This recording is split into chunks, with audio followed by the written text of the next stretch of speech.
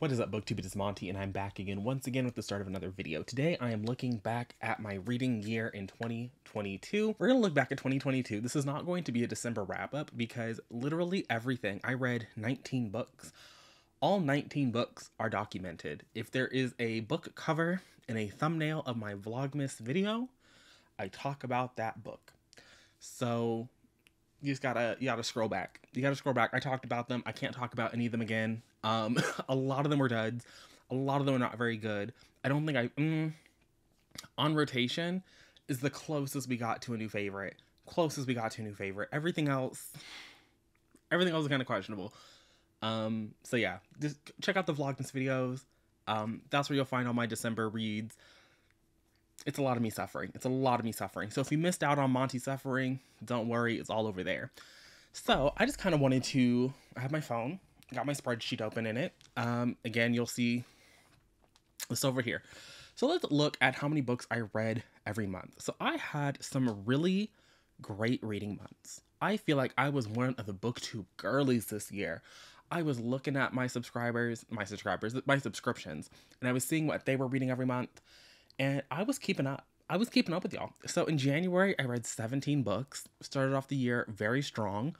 Followed it up in February with 16. March, I read 12.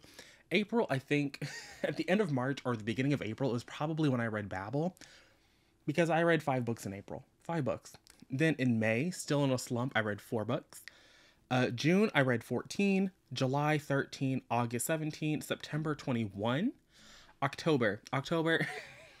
The depression hit. October, I read 6 books. I was a co-host for Black Aweenathon. I read 1 book for Black Aweenathon. Singular book. But I did read, that book I read for October was a banger. As the Wicked Watch, a good time. In November, I rebounded with my best reading month ever with 31 books. I have always loved the idea of doing a 30 and 30. I love that a lot. And I was able to do it. I was able to do that in the month of November. I actually exceeded. I read 31 books in 30 days. I love that for me. And then, like I said, December, I read 19 books. A lot of them were flops. A lot of them, I should have left them in the drafts. Should have left them there. For an average monthly total of 14.6 books. So I'm okay with that. Next thing I want to talk about is my purchasing. Because that was the one thing I wanted to change coming into 2022. In 2021, I bought a lot of special editions, and by a lot, I think I only bought 2. I bought the Greenbone Saga box set, and I bought a special edition set of the Mortal Instruments, because nobody ever makes sets of the Mortal Instruments. It's always the Infernal Devices, and even fucking what's the next one? The one with the little Blackthorn raggedy children. They get special editions, but the Mortal Instruments, it'll never happen. So that was pricey, that little 6 books box set, but you know what? I don't regret it. But coming into 2022, I said, Monty, you got to be a lot more intentional with your book buying. And so I said to myself, I could buy 1 book a month. If I didn't purchase a book in that month, I allowed myself to roll it over. So if I didn't buy anything in January, I could buy 2 books in February. And for most of the year, I think even in some of my reading sprints and maybe in a Vlogmas clip, I thought that I had fucked up. I thought I had bought like 15 books this year. Physically, these are the books that I purchased. I bought 9 books. 9 physical books. Of the 9 physical books that I purchased, I only have not read The Drowned Woods by Emily Lloyd-Jones, because I came off the Illumicrate waitlist this month when this was the pick. This is not a book I know anything about. It's not even a book I particularly want to read. I also realized this is the first time I've even taken it out of like the packaging, and like the spine is ripped. Like there's a rip on my spine. What is happening? So I'm okay with that. I'm okay with the 9 physical books that I purchased for myself. I also purchased 2 audiobooks. I purchased The War Arts Prophecy. Is that the name of that book? The War Arts Prophecy? The War Arts Saga Book 1 by Wesley Chu, narrated by Natalie Naudus. I purchased that on Libro FM, and I forgot to cancel a Audible trial, and so I used that credit to purchase The Intimacy Experiment by Rosie Danon. And luckily, both of those were bangers. So even the audiobooks that I bought this year, I listened. So last year, I spent $1,100 on books. And this year, I spent a grand total of $221.90. Now, it's probably technically a little bit more because in the spreadsheet for The Drowned Woods and Babel by R.F. Kuang, I calculated how much it cost if you just got the book subscription. Obviously, I have like the full box, but I figured just the book subscription is like what this costs, and so everything else was for the little knick-knack paddywhacks that they sent along with it. So did I spend more than $221? Sure, technically. But for my calculations, it's fine. It's even if I were to calculate it with that, it would probably only go up to like $250 maybe, which is still a vast decrease from the $1,100 we were at. And so I'm okay with it. In terms of other purchases, I got 110 books for my library this year, just that I read. I've checked out probably 200 little library books over the course of the year. I don't always read everything that I check out from the library, as we learned during Vlogmas, but of the library reads that I did get to, they saved me $2,733 when I include all of the like arcs that I got from Libro, or physical arcs that were sent to me by publishers, or e-arcs that were sent to me by publishers that I read. This doesn't include everything that I was sent. I saved a grand total of $3,980 on my reading this year, reading the 175 books that I got to, which is fucking nuts. That's crazy. Next, I actually am going to go to my little charty charts because I like a good charty chart. In terms of publishing house, most of my reading this year came from Penguin, which isn't surprising. Not surprising at all. I did Buzzwordathon. Every single book I read for Buzzwordathon this year was an arc that I was sent. And so most of those happened to be from Penguin. That was a big chunk of my reading. Next up, it looks like, is the publishing house that won't be named, HarperCollins, which isn't a surprise to me either. I read literally everything that R.F. Kuang put out this year. Some of my other favorite books were from HarperCollins, so like, it's not a surprise. Hachette is in 4th place. Macmillan is in 3rd. Macmillan being in 3rd place is wild because if you were here last year, if you watched that video, you would know that last year, like a good third... Why am I still getting notifications? I'm in airplane mode, Twitter. Stop. But Macmillan was my #1 publisher last year. In terms of, here's a little library chart. You know, we talked about how most of my books came from the library, but that's that chart. In terms of the age categorization, this is probably the one that is this the one chart that's not going to load on this? Oh, here it is. Haha, I have found it. Coming into 2022, I kind of knew that I wanted to, I don't want to say switch it up, but I did want to make sure that reading adult books was a priority. And as you'll see, 76% of the books that I read this year were aimed at an adult audience. I'm happy with this. I'm proud. I don't know if proud feels like the wrong word, doesn't feel accurate, but I am happy. I don't know what the number was last year. I don't know how much of the increase it is, but in terms of the goal coming into the year, I knew that I wanted to, I knew I wanted it to look like this. I figured it would be a little bit more 50-50, but as I was reading this year, there wasn't really a time where I was really drawn to the young adult section of the library. The only time I found myself picking up young adult titles were arcs that I had already been granted access to, and so I knew that I was going to read them, and so I would go to the young adult section to read them, to like grab the library book. But outside of that, I didn't really go there to see anything new. I don't think there was anything at any time that I got to the library and just like checked out a YA book just for funsies. So the 25, was it even 25? Where's that number? The 22% is really just the arcs that I had for the most part. In terms of genre, because I know the girlies like to think that I am one of the fantasy girls.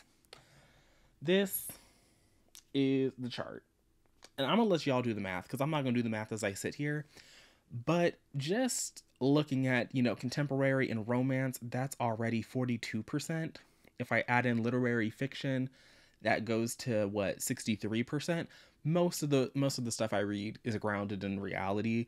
I do read a tiny bit of fantasy romance, of just regular historical fantasy, urban fantasy, but I'm regular fantasy. I'm just a contemporary girly.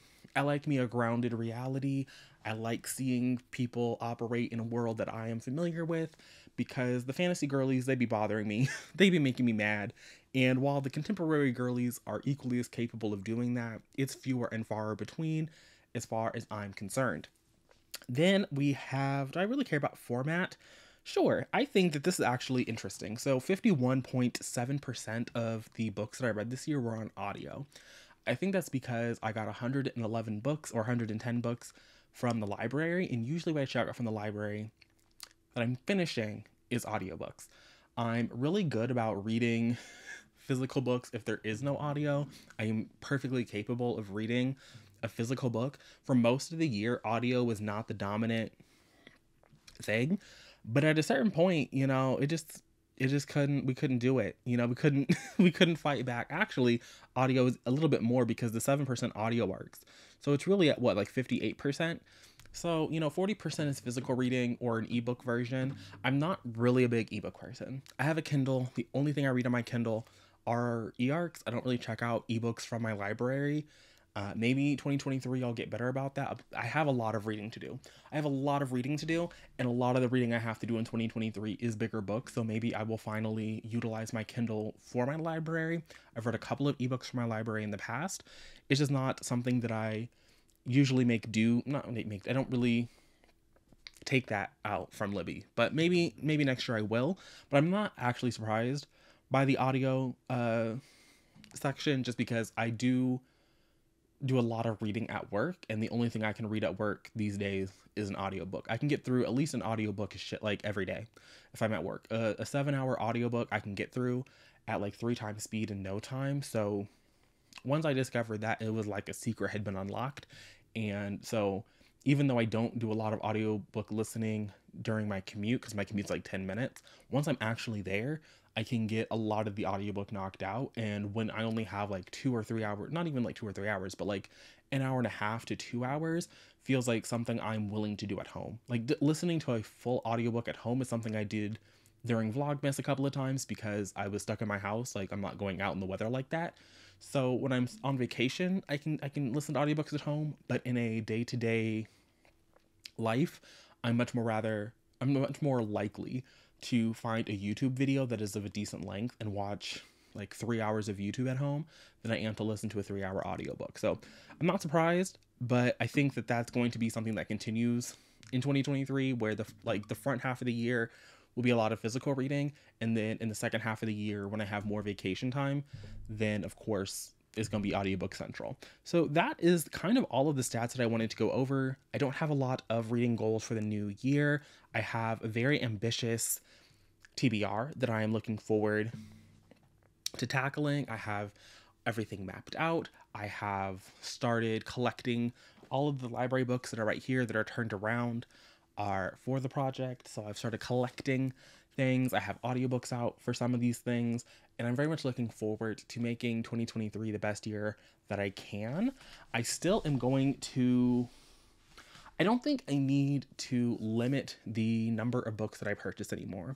I think that in 2022, I became really comfortable with buying with intention. So I love using my library. I love reading things for free first and then purchasing, especially because I think going forward into 2024 and beyond, and even in 2023, I have some videos where I'm going to be rereading things.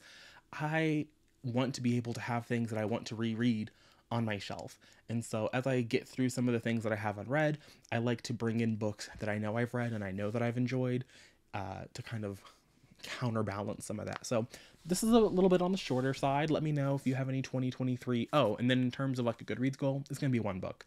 It's going to be a singular titular book, even though I think my 2023 TBR is like 170 books when I account for the things that I already have listed on my spreadsheet, and accounting for Patreon. I think I'd have to hit like 170 books again to knock it out.